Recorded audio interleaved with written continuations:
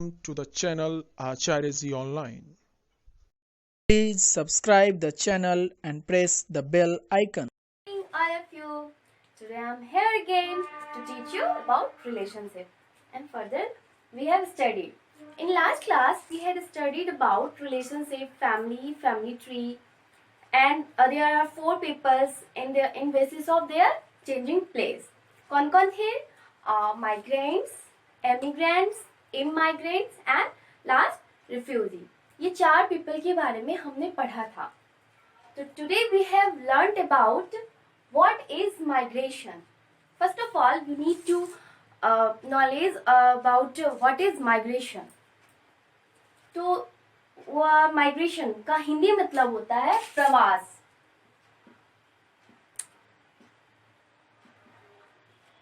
प्रवास मतलब एक जगह से दूसरे जगह जब हम आवास खोजने जाते हैं उसको क्या बोलते हैं? प्रवास. एंड माइग्रेंट्स क्या हो गए? प्रवासी. तो अब हम इसका डेफिनेशन समझते हैं. A systematic movement of humans और animals, birds from one place to another is called migration. मतलब माइग्रेशन किसी भी लिविंग ऑर्गेनिज्म में, ह्यूमंस में, बर्ड्स में, एनिमल्स में भी हो सकता है. माइग्रेशन क्यों होता है?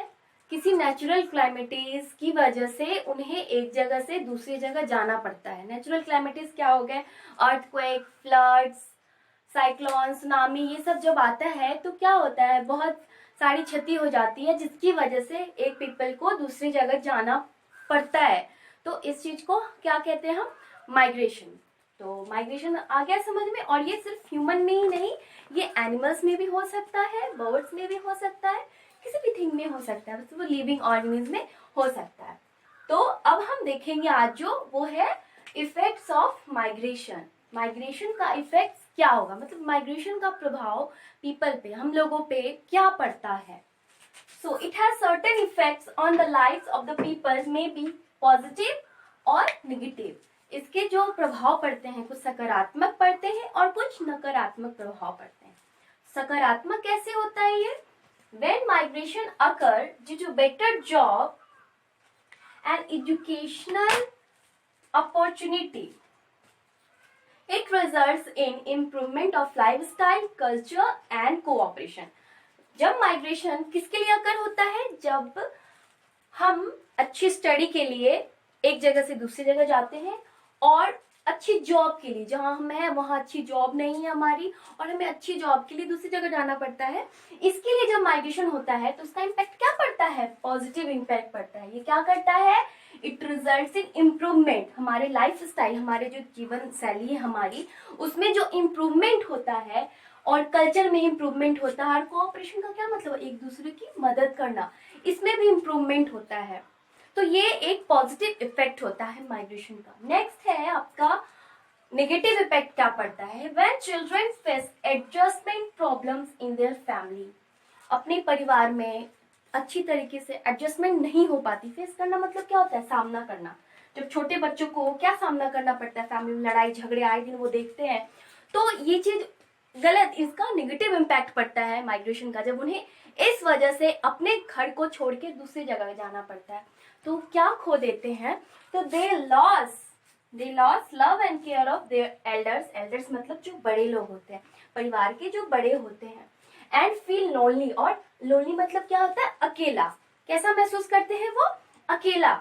और फैमिली में आए दिन झगड़ों की वजह से उन्हें एक घर को छोड़ के दूसरे घर में शांति के लिए जाना पड़ता है. तो वो अपना बड़ों का प्यार, बड़ों का केयर, ये सब खो देते हैं और वो क्या हो जाते हैं? और वो अकेले पड़ जाते हैं और हमेशा लोनली फील करने लगते हैं. नेक्स्ट इम्पैक्ट है आपका सोशियो इकोनॉमिक इम्पैक्ट. सोशल से ये वर्ड आया है, सोशियो. सोशल क्या होता है? सामाजिक. समाज. और इकोनॉमिक होता है, इसका मतलब होता है आर्थिक. मतलब जिससे पैसों की प्रॉब्लम, फाइनेंशियल प्रॉब्लम हो, इस चीज को हम, मतलब इम्पैक्ट आया है, इसमें हम निगेटिव एस्पेक्ट में पढ़ रहे हैं. इसलिए socio economic impact is a force of changing family structure. हमारी फैमिली का जो स्ट्रक्चर होता है, मतलब हम जिस फैमिली में एक साथ रह रहे हैं वहां जब हमें आर्थिक और सामाजिक प्रभाव पड़ता है, कुप्रभाव, तो उसमें हमें जबरन, फोर्स का क्या मतलब होता, जबरदस्ती बिना मन का क्या करना पड़ता है, हमें अपने फैमिली स्ट्रक्चर को चेंज करना पड़ता है, हम लोगों को अलग होना पड़ता है, हम एक साथ नहीं रह पाते हैं। अब नेक्स्ट है मेट्रोपॉलिटन सिटीज। अब हमने नेगेटिव एस्पेक्ट पढ़ा, तो हम अब चलते हैं एग्जाम्पल ले लेते हैं। सूरज की जो कहानी बताई जा रही है, उसमें जब सूरज की मम्मा ने उससे बताना शुरू किया था कि तुम्हारे ग्रैंड पेरेंट नहीं रहते हमारे साथ, वो कहीं दूर रहते हैं, तो वो दुखी हो गई थी। क्यों? उनकी भी पहले ज्वाइंट फैमिली थी और उनके फैमिली में लोग अलग होके नालंदा कुछ शिफ्ट हो गए थे, कुछ पटना शिफ्ट हो गए थे, मतलब और उनके जो कजन्स वगैरह थे वो कहाँ मेट्रोपॉलिटन सिटीज में शिफ्ट हो गए थे। किसके लिए? अच्छी एजुकेशनल रिक्वायरमेंट के लिए और बेटर जॉब के लिए। ठीक है, तो वो जब वहां शिफ्ट हुए थे तो उस सिटीज को क्या बोलते हैं हम? Metropolitan cities. तो यहाँ मेट्रोपॉलिटन सिटीज के बारे में बताया गया, तो आप लोग ये जानिए कि पहले मेट्रोपॉलिटन सिटीज क्या होता है। महानगर को हम मेट्रोपॉलिटन सिटीज बोलते हैं। मेट्रोपॉलिटन सिटीज मतलब जहां की आबादी 40 लाख से ज्यादा हो, जहां की आबादी 40 लाख से ज्यादा हो, उस जगह को हम क्या बोलते हैं? Metropolitan cities. ठीक है, और ये मेट्रोपॉलिटन सिटी हमारे देश में 8 मेट्रोपॉलिटन सिटीज है। जानकारी के लिए बस नॉर्मल जानकारी लीजिए, जैसे आपके बुक में ये पढ़ना नहीं है। बस कौन कौन होते हैं? मुंबई है, कोलकाता, दिल्ली, अहमदाबाद, बेंगलुरु, इटीसी, ये सारे जो सिटीज है जहाँ पे अच्छे से फाइनेंशियल हब हैं, बड़े बड़े ब्रिज हैं और वहाँ का इंफ्रास्ट्रक्चर काफी बड़ा है, फैला हुआ है और वहाँ की आबादी 40 लाख से ज्यादा है। ऐसे जगह को हम क्या बोलते हैं? Metropolitan city. So metropolitan cities are large urban settlement which is often the capital city of state of a country। किसी भी राज्य का जो देश में है उसकी जो राजधानी होती है वो क्या कहलाती है? Metropolitan city. के बुक में एक और है, एक वर्ड का जिक्र किया गया है, वो क्या है? Brain drain. ये क्या होता है? तो the movement of highly educated and skilled people to a country where they can work in better conditions and earn more money। इसका मतलब ब्रेन ड्रेन का मतलब हुआ कि ऐसे लोगों का मूवमेंट, ऐसे हाईली स्किल्ड पीपल मतलब जो कार्य में बहुत कुशल हैं और बहुत अच्छी शिक्षा, उच्च शिक्षा पाए हुए हैं, ऐसे लोगों का जो पलायन दूसरे देशों में हो जाता है। क्यों?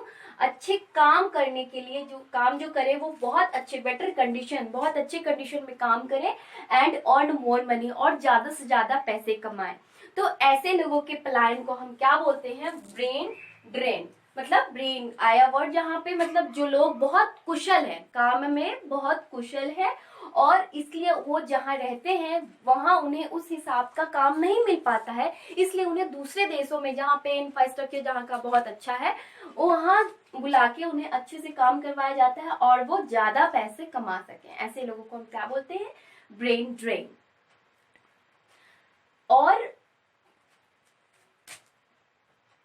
ब्रेन ड्रेन के बाद ही ये चैप्टर हमारा समाप्त हो गया। अब हम एक्सरसाइजेस देखते हैं।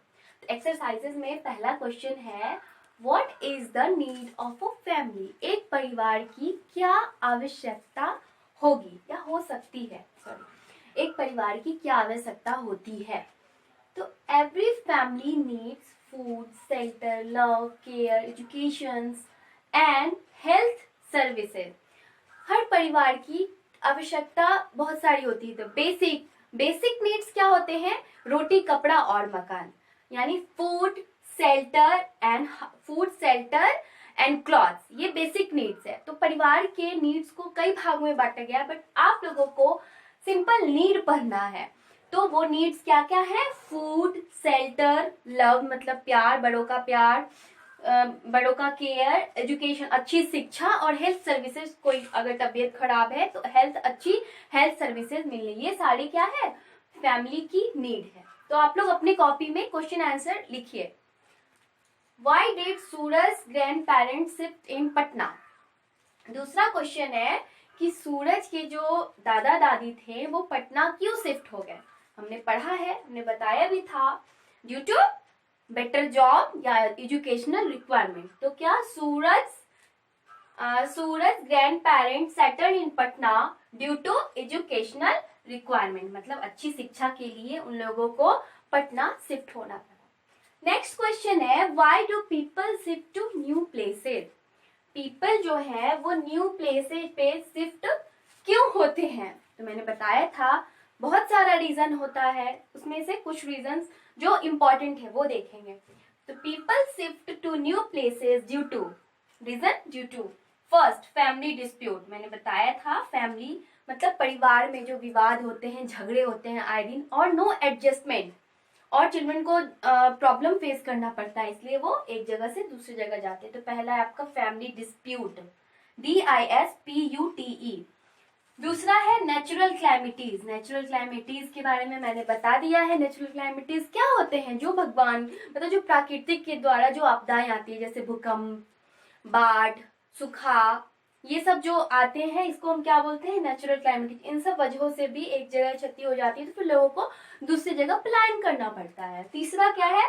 Man made calamities. ऐसा डिजास्टर्स, क्लाइमेटीज को हम डिजास्टर्स भी बोलते हैं, आपदा, ऐसे आपदा जो लोगों के द्वारा आती है। मैंने बताया था लोगों के द्वारा क्या किया जाता है? टूरिज्म, यात्रा करते हैं, और युद्ध करना होता है तो दूसरी जगह जाके रहना पड़ता है। इंडस्ट्रियलाइजेशन होते हैं तो उसमें भी दूसरी जगह जाके रहना पड़ता है।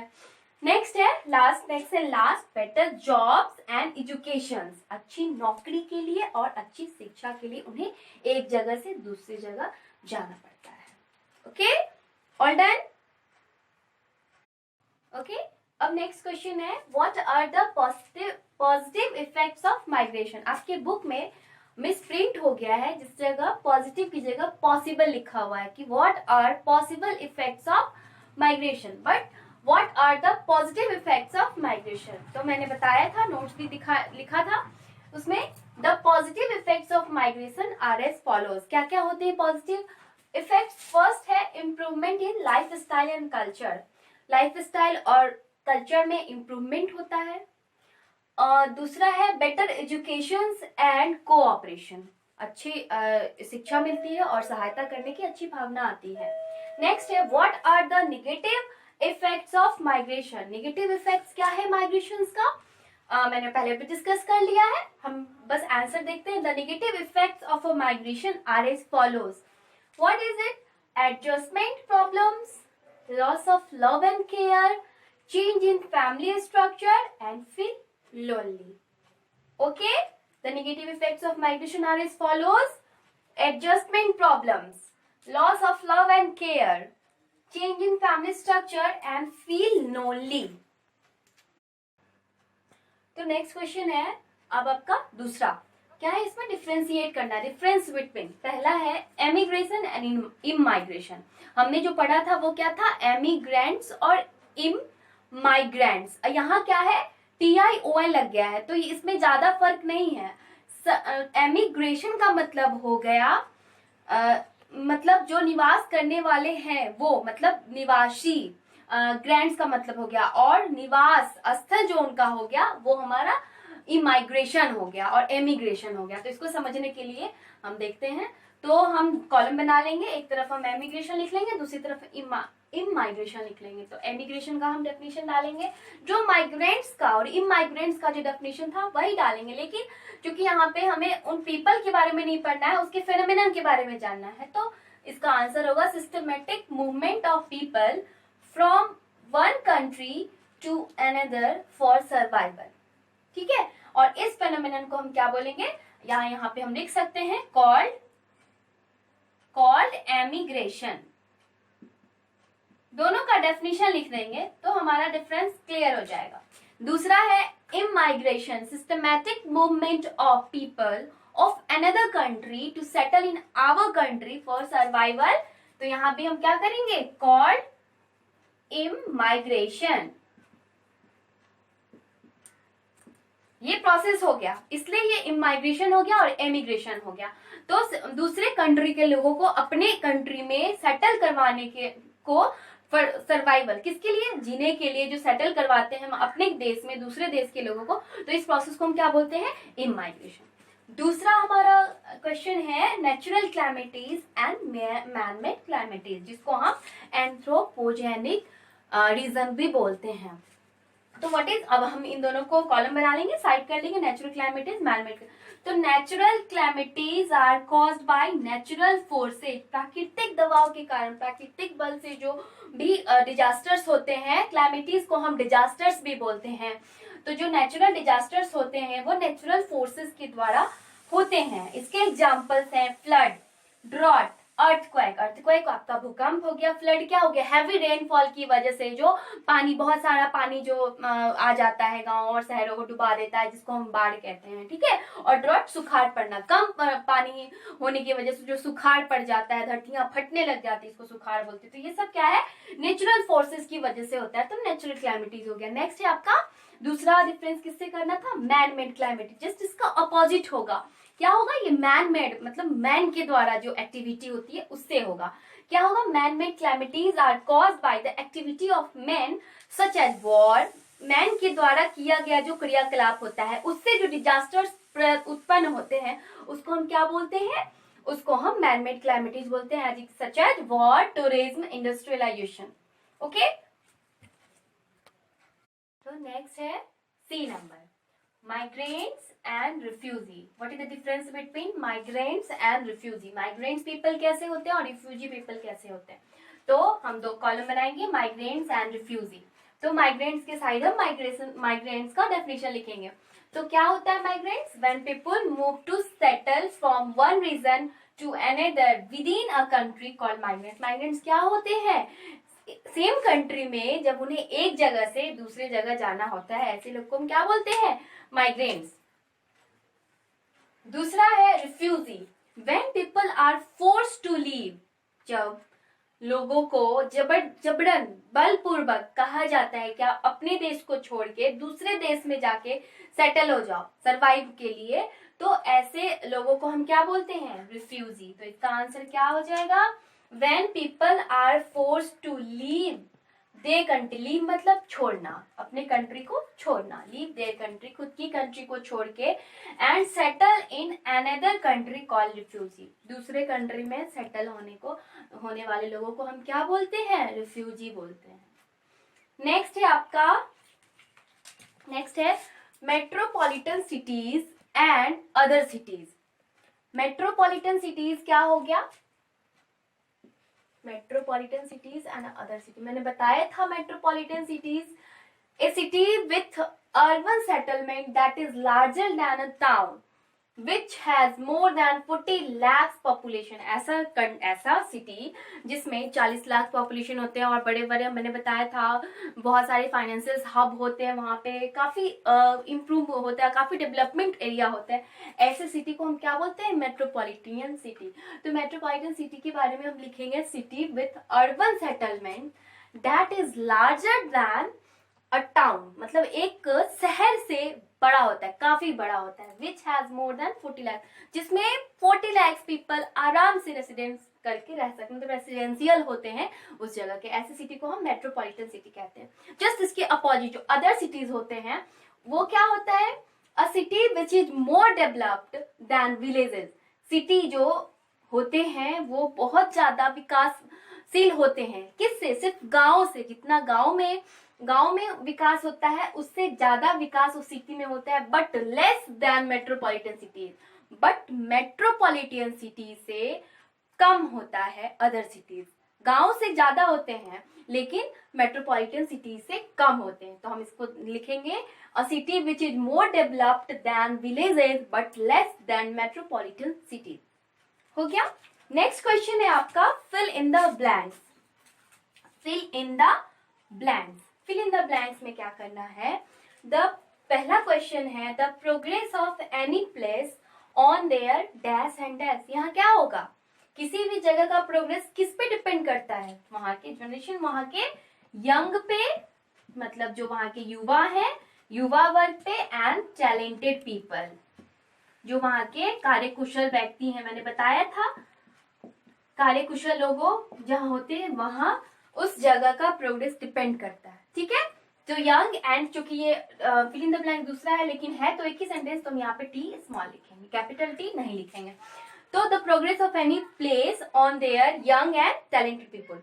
नेक्स्ट क्वेश्चन है इफेक्ट ऑफ माइग्रेशन में बी, इफेक्ट्स ऑफ माइग्रेशन में बी क्या क्या हो सकता है? सही, पॉजिटिव और नेगेटिव। तो हम क्या लिखेंगे? पॉजिटिव और नेगेटिव। इफेक्ट्स ऑफ माइग्रेशन दो तरीके के होते हैं, पॉजिटिव और नेगेटिव। नेक्स्ट है dash forces are changing family structure. मैंने बताया था फैमिली स्ट्रक्चर क्यों चेंज होता है? सोशियो सामाजिक आर्थिक स्थिति के कारण फैमिली स्ट्रक्चर चेंज हो जाता है। Socio economic impact, forces are changing family structure. Next है children lose the love and care of, किसका? प्यार और केयर मतलब नहीं मिल पाता है बच्चों को, किनका? अपने से बड़ों का। तो क्या लिखेंगे यहाँ पे? Elders, ELDERS, elders. तो children lose the love and care of their elders, not elders, their elders होगा। मतलब वो अपने प्रियजनों का या अपने से बड़े लोगों का वो क्या करते हैं? प्यार खो देते हैं। Their elders. ओके, सो हमने एक्सरसाइज पूरा कंप्लीट कर लिया है। अब हम आज का होमवर्क देखेंगे।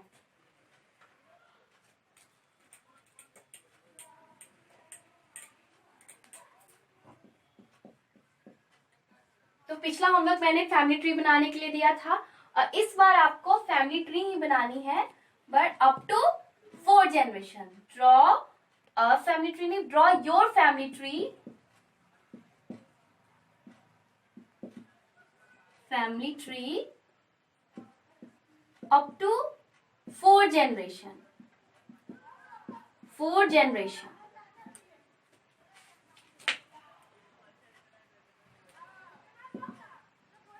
मतलब 4 जनरेशन, आपके पापा, आपके दादाजी, दादाजी के पापा और उनके पापा के बारे में आपको मतलब 4 जनरेशन तक का फैमिली ट्री ड्रॉ करके लाना है। तो ठीक है, अब हम इतना करेंगे, फिर हम नेक्स्ट क्लास में नेक्स्ट चैप्टर देखेंगे। Okay, thank you.